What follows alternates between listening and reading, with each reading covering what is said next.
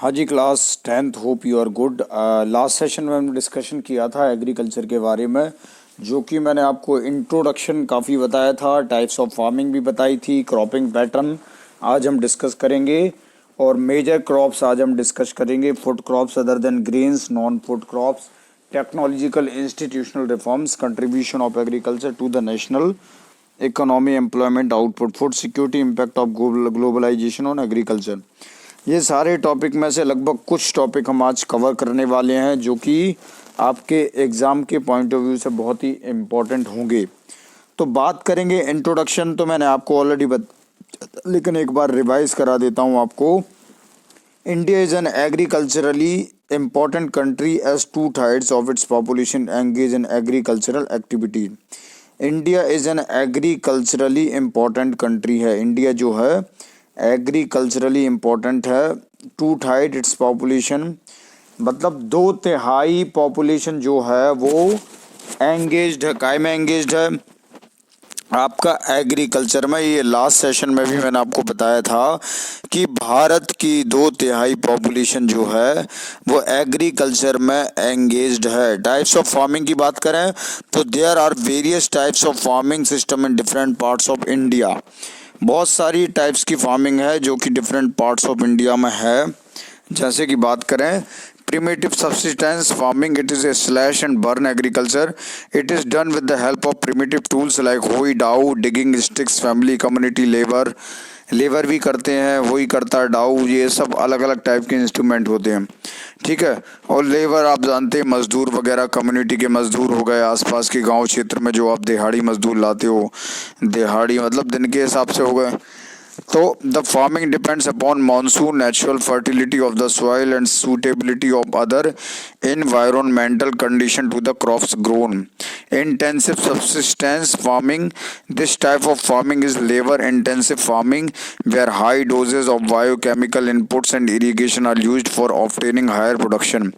Intensive subsistence farming, this type of farming is labor intensive farming where high doses of biochemical inputs and irrigation are used for obtaining higher production. This method is commonly done where less land holding is available. ठीक है, तो इस चीज को समझो कि intensive, पहले तो मैंने आपको बताया था प्रिमिटिव सब्सिस्टेंस फार्मिंग क्या होती है, फिर मैंने बताया था आपको कि इंटेंसिव सब्सिस्टेंस फार्मिंग क्या होती है। तो देखो समझो, मैं आपको समझाने का प्रयास कर रहा हूँ, ये इधर से समझो। Intensive subsistence farming, this type of farming is labour farming, intensive farming where high doses of biochemicals input irrigation are used for obtaining higher production. इसमें क्या होता है कि बहुत सारे बायोकेमिकल्स वगैरह, इरिगेशंस वगैरह यूज़ किए जाते हैं जिससे प्रोडक्शन ज़्यादा हो। This method is commonly done where less land holding is available. Commercial farming क्या होती है, जैसे HIB सीड्स वगैरह हो गई, okay, high yield variety seeds लगाई जाती हैं। Commercial farming, this type of farming is done using higher doses of modern input HYV, high yield variety seeds, chemical fertilizers, insecticide, pesticide in order to obtain higher productivity. Plantation is also a type of commercial farming. Plantation जो है एक type है commercial farming का, okay. In this type of farming a single crop is grown on a large area.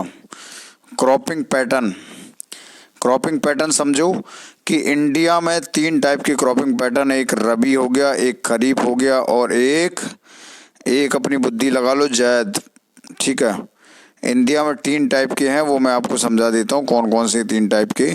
India has 3 cropping seasons. Rabi crops are sown in winter from October to December. अभी रबी का ही चल रहा है season. Harvest in summer from April to June. और कटती है ये फसल कब बोई जाती है, अक्टूबर से दिसंबर तक के बीच में, और कटती कब है, अप्रैल से जून तक। इम्पोर्टेंट रबी जैसे गेहूँ हो गया, बार्ले, बीन्स, ग्राम, मस्टर्ड, ओके, ये सारी चीज़ें हो गई। अब खरीफ समझ लो, खरीफ क्या होती है। Kharif crops are grown with in the onset of monsoon in different parts of country and these are harvested in September October. ये हार्वेस्ट होती हैं सितंबर और अक्टूबर में। Kharif crops are grown with the onset of monsoon in different parts of the country and these are harvested in September October. ठीक है.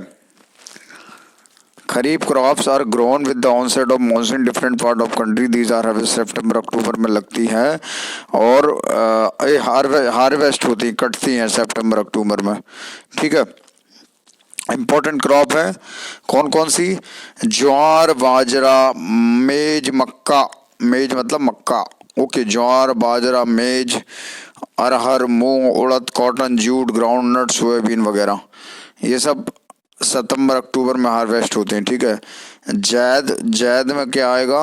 इन between the rabi and kharif season there is a short season during the summer month known as the Zaid season. Important crops grown under watermelon, muskmelon, cucumber, vegetables and fodder crops. Major crops कौन कौन सी हैं? Grown in India, rice. सबसे ज़्यादा देखा होगा आपने rice वगैरह बहुत लगता है. वेस्ट बंगाल की बात करें तो बंगाल में सभी लोग राइस खाते हैं. ठीक है. ये तो आपको भी पता होगा कि बंगाल में सभी लोग राइस ही खाते हैं. Major crops grown in India, rice, wheat, millets, pulse, tea, coffee, sugar cane. आपने देखा होगा कि गन्ना वगैरह की फसल भी बहुत ज़्यादा लगती हुई है. ठीक है. और oil seeds, cotton, jute etcetera. Rice की बात करें तो राइस में भी अपनी एक वैरायटी होती है. जैसे staple food crop, our country is the second largest producer of rice in the world after China. It is kharif crop which require high temperature, high humidity with annual rainfall above 100 centimeter. It is grown in the plains of north and northeastern India, coastal areas and the deltaic region. भाई ये थोड़ा सा आप लोगों को समझने का प्रयास करना पड़ेगा. राइस वगैरह जो है स्टेबल फूड क्रॉप है. और our country is the second largest producer of rice in the world after China.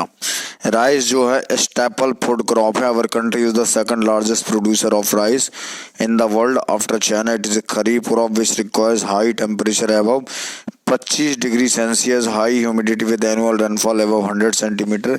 It is grown in the plains of the north and northeastern India, coastal areas and the deltaic region.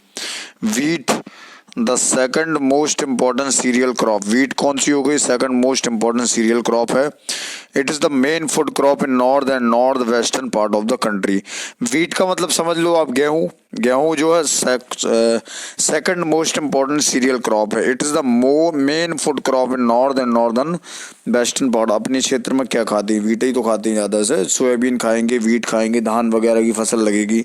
धान वगैरह की सब जगह नहीं लगती है लेकिन गेहूँ तो सभी जगह लगाया जाता है. मध्य प्रदेश की बात करना तो this is rabi crop requires cool growing season with 50 to 75 centimeter of annual rainfall and bright sunshine at the time of ripening. Wheat growing regions are the Ganga Satluj plains in the northwest and black soil region of the Deccan. ठीक है. Millets, jowar, bajra, ragi are important millets grown in India. These have very high nutritional value. Pulses, India is the largest producer as well as the consumer of the pulses in the world. Major source of protein in a vegetarian diet. These needs less moisture, survive even in dry condition. Major producing कहाँ होता है pulse का?